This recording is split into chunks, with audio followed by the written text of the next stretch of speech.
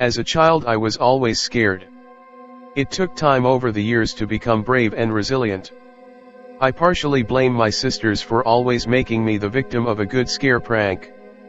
On a cold winter night in January of 1994 I didn't have the slightest idea that my life would forever change.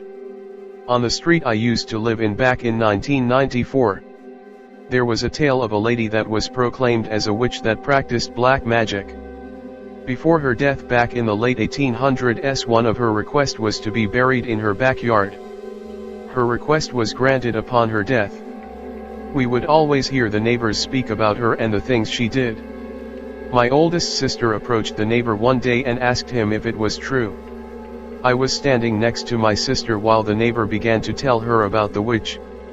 I remember hearing about her being seen roaming the backyards at midnight. My sister asked our neighbor if he had seen her. The neighbor responded honestly, "I don't want to find out." My sister then ran inside and I chased after her. When I ran in the house, she was telling my other sister about what the neighbor had told her. Both my sisters were curious about it, and decided to find out if it was true or merely an old wives' tale. It was about 11:30 p.m. My sisters were setting up a bonfire in the middle of the backyard and laid down a blanket on the grass to sit and wait. After they had lit the fire, they both came and sat next to me. For the remainder of the time waiting I once again fell victim of their cruel scare pranks, but I was too afraid to walk inside the house. Midnight came around and we didn't see anything. My oldest sister said, "We will wait 10 more minutes and then we will go inside, I'm sure we won't see anything." They probably made up the story so kids wouldn't stay out that late. The 10 minutes passed and my sister gets up and starts putting out what was left of the fire. "Okay, let's go inside before my dad gets upset and we get in trouble." As we begin to walk towards the door, I hear something move on the far left corner of the backyard next to the fence and a shed my dad used to store his tools. I stop and turn around slowly to see what it was. At first, I could not see a thing. It was pretty dark out, hardly any moonlight that night. I then begin to see something crawling. First I thought it was a cat, but I was wrong. What I saw was a black lizard about 3 feet long crawling against the wall. I yelled out to my sister and told her, "Look, a lizard." My sister didn't believe me and walked inside. I kept staring at it until I noticed it started to shapeshift into a large black shadow that started to float and move across the yard. I couldn't see any feet, arms, or face at that moment. When the shadow got to the right side of the yard, it came to a stop. I was paralyzed in fear. Even if I wanted to run, I couldn't.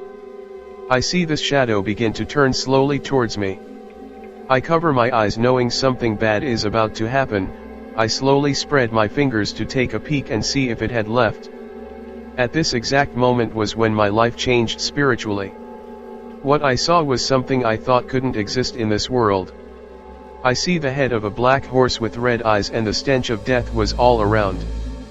Feeling like my heart was about to pop out of my chest, I snap out of my paralyzed fear and use the adrenaline to scream and run inside the house. My sister comes and grabs me by the arm, asking me what was wrong. I began to tell her what I saw and she didn't believe me. She thought I was trying to scare her. I knew nothing good was to come of this.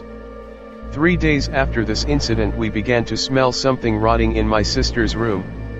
We began to search the room, hoping we would find the source of the stench, as it was unbearable. I went to my dad and asked him if he could come help us lift up the mattresses to see if something had died under them. He walked to the room and almost threw up cause of the smell. At first, he thought my sisters ate in their room and left food to spoil. As he was lifting the first mattress, he was lecturing them about having dinner in their bedroom. Both of my sisters kept telling them that they didn't eat in their room. After my dad lifted one of my sister's mattress, he noticed a red stain on the fabric of the mattress. Right away he said, "This is where the smell is coming from." My oldest sister asks my dad, "But how? That's in the middle of the mattress, there's no holes or anything." My dad responds to her with a concerned tone, "I'm not sure, I'll be back, I need to get a knife to cut the mattress to see what's inside." As my dad begins to walk away, my sister starts to realize that it had something to do with the shadow I had told her about. My sister then tells me not to say anything to my dad or else. When my dad came back to the room with a kitchen knife in his hand, he penetrates the mattress and cuts the mattress vertically. As soon as he came to a stop, we see what looked like intestines and blood pour out of the mattress. The smell intensified tenfold that we all ran outside to get some fresh air. My dad asks himself what is going on here? There were no signs of any tampering to the mattress. We knew what caused this but decided to keep it from our dad. For him it was a mystery that he couldn't solve, and for me an incident that was about to unfold many paranormal events in my life for years to come.